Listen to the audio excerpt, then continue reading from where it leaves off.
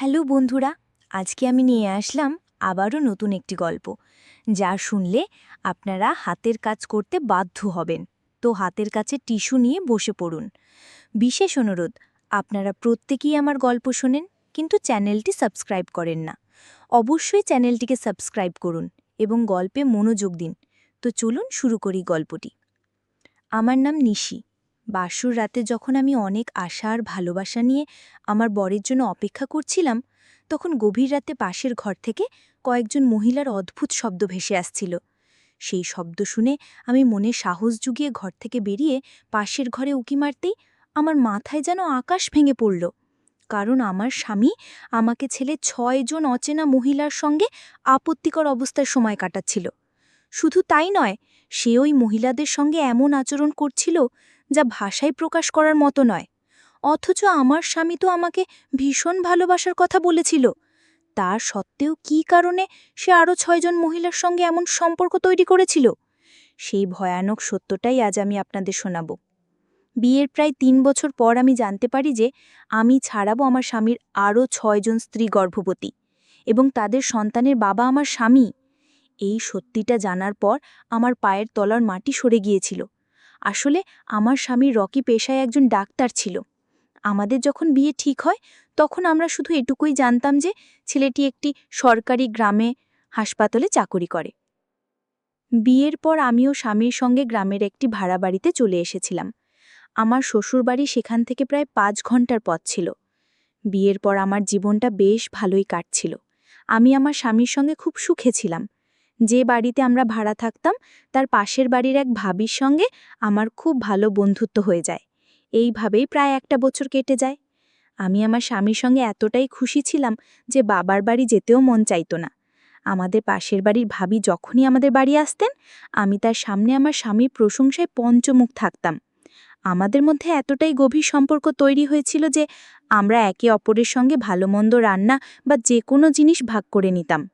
আমার স্বামী সারাদিন হাসপাতালে ব্যস্ত থাকলেও বাড়িতে ফেরার সঙ্গে সঙ্গেই আমাকে অনেক আদর আর ভালোবাসা দিত। সে খুব ভালোভাবে জানত কিভাবে একজন স্ত্রীকে নিজের নিয়ন্ত্রণে রাখতে হয়। আমি ভাবতাম আমার স্বামী আমাকে ছাড়া আর কিচ্ছু বোঝে না।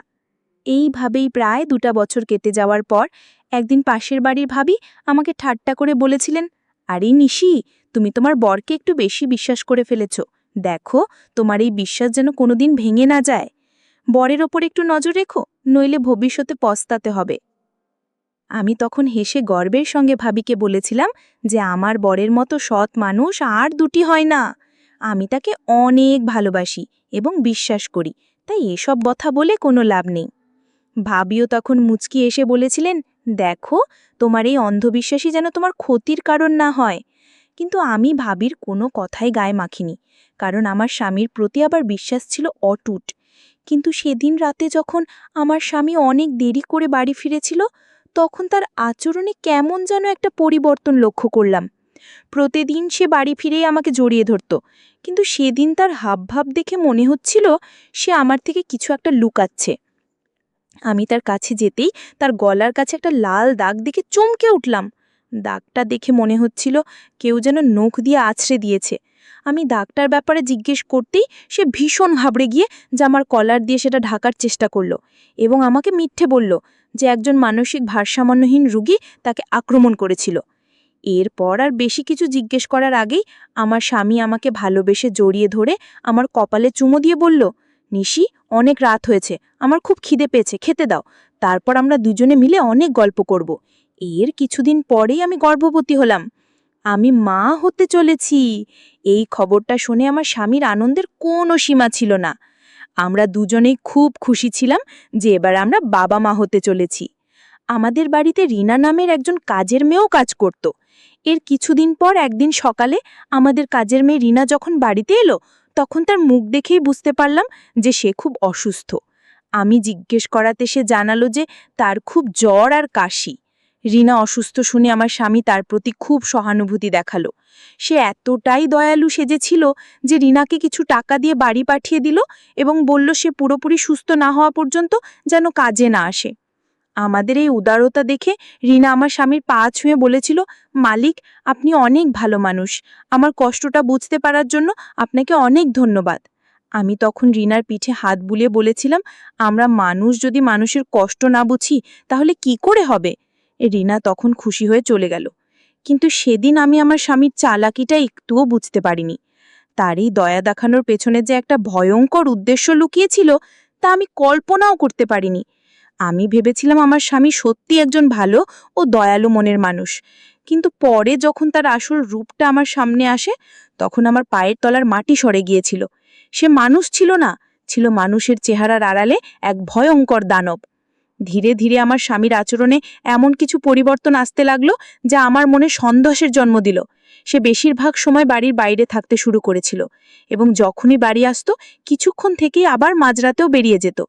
আমি জিজ্ঞেস করলে একটাই উত্তর দিত, যে রুগীদের জরুরি তলব এসেছে। কিন্তু কেন যেন আমার মনে খটকা লাগতে শুরু করলো, যা এর আগে কখনো হয়নি।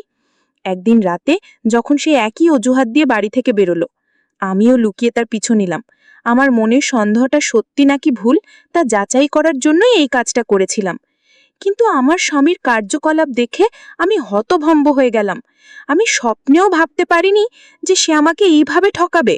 সে গ্রামের ভেতরের দিকে জঙ্গলের মধ্যে দিয়ে গাড়ি চালিয়ে নিয়ে গিয়ে একটা পুরনো বাড়িতে ঢুকে পড়ল। সে টেরও পায়নি যে আমি তার পিছু নিয়েছি। আমি বুঝতে পারছিলাম না যে রুগী দেখার থাকলে এই ঘন জঙ্গলের পুরনো বাড়িতে সে কি করছে, কারা থাকে এই বাড়িতে। আমার মনে তখন ভাবির বলা কথাগুলো বারবার ঘুরপাক খাচ্ছিল, যে কোনো মানুষকে অন্ধের মতো বিশ্বাস করতে নেই।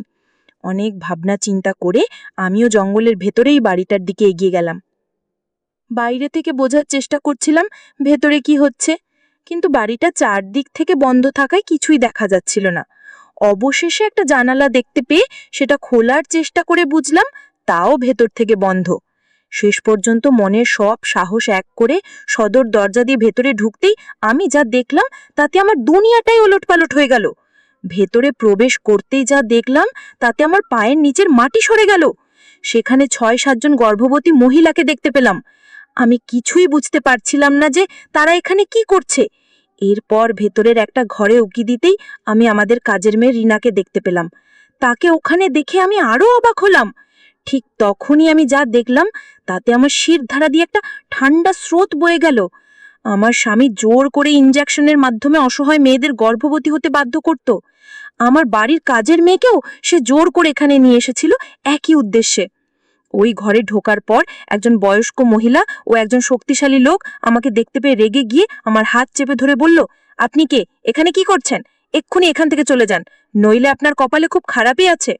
আমি তখন রিনাকে দেখতে পেয়ে তার কাছে ছুটে গিয়ে বললাম, রিনা, তুই এখানে কি করছিস? রিনা আমাকে দেখেই জড়িয়ে ধরে কেঁদে ফেলে বলল যে আমার স্বামী তাকে জোর করে এখানে নিয়ে এসেছে যাতে সেও অন্য মেয়েদের মতো গর্ভবতী হতে পারে। আসলে আমার স্বামী অসহায় দরিদ্র মেয়েদের খুঁজে বের করে ইনজেকশনের মাধ্যমে তাদের গর্ভবতী করত এবং বাচ্চা হওয়ার পর সেই নবজাতকদের ধনী নিঃসন্তান দম্পতিদের কাছে লক্ষ লক্ষ টাকার বিনিময়ে বিক্রি করে দিত। এই কথাগুলো সে নিজেই আমাকে স্বীকার করে বলেছিল। সে নির্লজ্জভাবে বলেছিল, নুসরত, আমি যা করছি তা তোমার আর আমাদের বাচ্চার ভবিষ্যতের জন্যই করছি, যাতে তোমাদের একটা ভালো জীবন দিতে পারি, আমরা যেন বড় বাড়ি গাড়ি করতে পারি, তাই আমাকে এই কাজে বাধা দিও না। কিন্তু আমি তার এই জঘন্য কাজে সমর্থন করতে পারিনি। আমি বলেছিলাম, তুমি এতটা নিচু মানসিকতার মানুষ আমি স্বপ্নেও ভাবিনি। টাকার লোভে তুমি এই অসহায় মেয়েদের জীবন নষ্ট করে দিচ্ছ। তোমার এই পাপের ভাগিদার আমি বা আমার সন্তান হতে পারবো না। তুমি যদি এই কাজ না ছাড়ো আমি তোমাকে ছেড়ে চলে যাব। আমার কথা শুনে সে আমাকে হুমকি দিয়ে বলল, যদি বেশি বাড়াবাড়ি করিস তাহলে তোকেও এখানে বন্দি করে রাখবো আর তোর সন্তানকেও কোনো বড় লোকের কাছে বিক্রি করে দেব। তার এই হুমকি শোনার পরেও আমি তার কথা মানতে রাজি হইনি। আমি কোনো ক্রমে সেখান থেকে পালিয়ে সোজা থানায় চলে যাই এবং আমার স্বামীর সমস্ত কুকীর্তি ফাঁস করে দিই।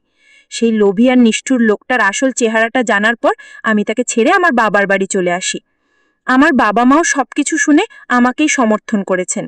আমি কখনোই চাইনি আমার নির্দোষ সন্তানের বাবা এমন একজন নিষ্ঠুর, অসভ্য আর নিচু মনের লোক হোক। তো বন্ধুরা, আজকের গল্পটি এই পর্যন্তই। ভালো থেকো সবাই, কথা হবে পরবর্তী ভিডিওতে।